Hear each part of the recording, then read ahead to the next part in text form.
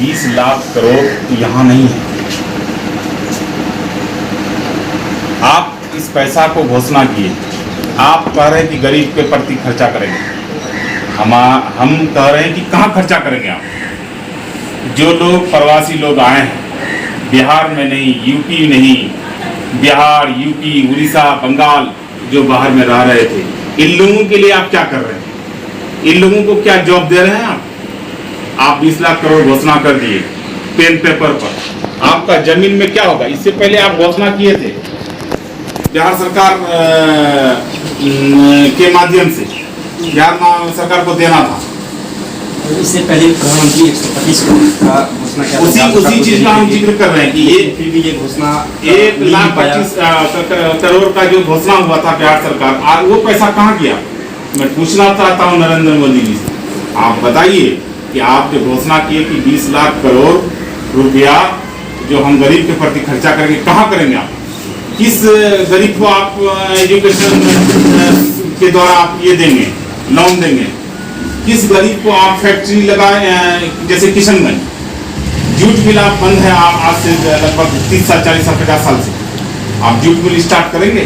लगातार पैकेज की जो घोषणा हो रही है नरेंद्र मोदी प्रधानमंत्री द्वारा, लेकिन गरीबों तक ज़्यादातर नहीं पहुँच पा रही है, तो क्या कांग्रेस के लिए जमीनी स्तर पर इसके लिए प्रदर्शन ये करेगी कांग्रेस? देखिए, कांग्रेस जहां सरकार पीछे होता है वहां कांग्रेस आगे बढ़ करके भाग लेता है। जैसे प्रवासी भाई को लाने में असमर्थ हो गया ये भारत सरकार, स्पेशल ट्रेन नहीं दिया, भाड़ा देने से पीछे हो गया, तो हमारा कांग्रेस जो सोनिया गांधी जी है आगे बढ़ करके आकर के कहा जितने भी प्रवासी भाई हैं सबको जाने का भाड़ा हम देंगे। और इसमें भी हम कहेंगे कि अगर इसमें भी अगर वो 20 लाख करोड़ का हमने घोषणा किया, अगर इसमें खरा नहीं उतर पाता है तो कांग्रेस इसके पीछे लगेंगे और पूछेंगे कि आपने 20 लाख करोड़ घोषणा किया, बिहार सरकार को 1,25 करोड़ जो एक बार घोषणा किए थे उसका क्या हुआ? हम पूछना चाहेंगे नरेंद्र मोदी जी से कि आपके प्रधानमंत्री फंड में कितनों पैसा आए, उसका आप हिसाब देंगे? इसके लिए कांग्रेस मांग करेगी पीएम केयर्स फंड में अब तक कितना रुपया है? एकदम मांग करते हैं हम कि आपका प्रधानमंत्री राहत कोष में कितना पैसा आया, कितना पैसा खर्चा हुआ, कितना पैसा बचा हुआ है, और प्रवासी भाई के लिए आप क्या कर रहे हैं, और बिहार के लिए आप क्या कर रहे हैं? जब बिहार सरकार द्वारा स्कूल में मतलब प्रखंड मुख्यालय में जो क्वारंटाइन सेंटर बनाया गया है आपका, खास करके बादल और तरागात में जो क्वारंटाइन सेंटर है, उसमें ना समुचित पानी की व्यवस्था है, ना खाने की व्यवस्था है, इस पर आप क्या कहना चाहेंगे? सारी बताया। देखिए, हम जो है जहाँ जहाँ भी गए, ना रहने का कोई साधन है, ना खाने का, सिर्फ आलू और भात खिलाता है, और रहने के लिए जो बिछावन होता है वो सिर्फ मेट बिछा दिया है, जानवर के तरह सुलाता है, और किसी रूम में भी पंखा नहीं है। और जबकि मीनू इसका बिहार सरकार जो बनाएगा, जो भी पदाधिकारी होंगे, इसमें भारी पैमाने पर ये होगा, घूस क्या कहते हैं, धांधली होंगे, और इसका लेखा जोखा कौन देखेगा? हम बिहार सरकार को, नीतीश कुमार जी से कहेंगे कि आपका जो भी पदाधिकारी इसमें मिली भगत है, इस पर तुरंत कार्रवाई करिए।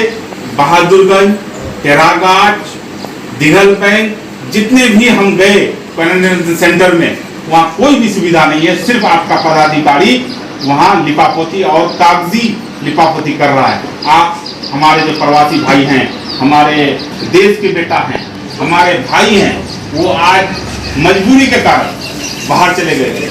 जो बहुत लोग ऐसे हैं जो एजुकेटेड है, मैट्रिक पास है, मैट्रिक पास से ज़्यादा है, घर में तंगी के कारण उसको बाहर जाना पड़ा, उसको नौकरी नहीं मिला।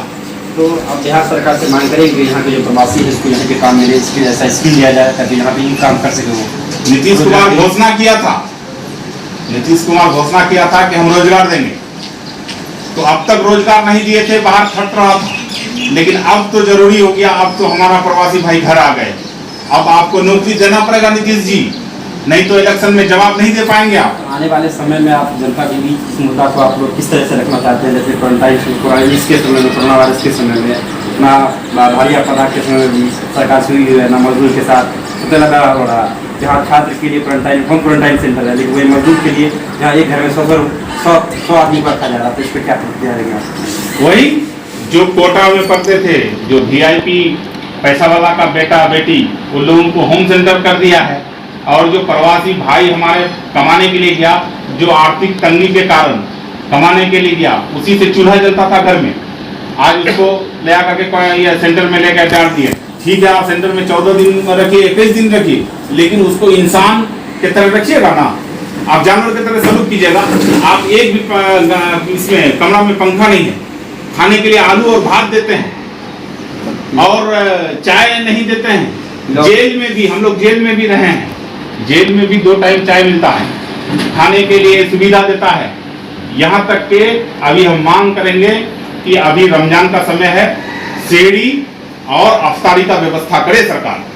अच्छा, लॉकडाउन के दौरान जो बीजेपी का जो विधायक है, अपने बच्चे को लाने के लिए स्पेशल पास के द्वारा मंगवाया गया, तो आम बच्चे के साथ ऐसा नहीं किया गया, तो इस पर क्या कहना चाहेंगे? बस इससे स्पष्ट होता है कि दोहरी नीति नीतीश कुमार का। अपना विधायक हुआ तो उसको अपना बेटा बेटी को मना लिया कोटा से। तो ये कांग्रेस इस पर कार्रवाई की मांग नहीं कर रही है अब तक? कांग्रेस तो विधानसभा चलने नहीं देंगे। कांग्रेस विधानसभा जब चलेगा, इस बात पर हम लोग हंगामा करेंगे, इसका हम लोग विधानसभा चलने नहीं देंगे। नीतीश जी जो विफलता हुआ है नीतीश जी का, उस पर हम लोग कड़ी आवाज उठाएंगे हम लोग विधानसभा में।